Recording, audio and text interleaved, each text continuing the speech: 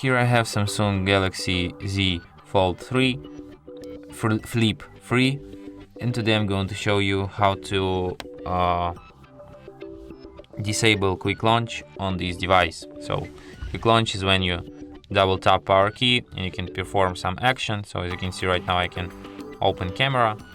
To disable this feature, go to the settings, then to the advanced features, side key, and disable double press, and now as you can see, it only locks my device. And that's it. Thanks for watching.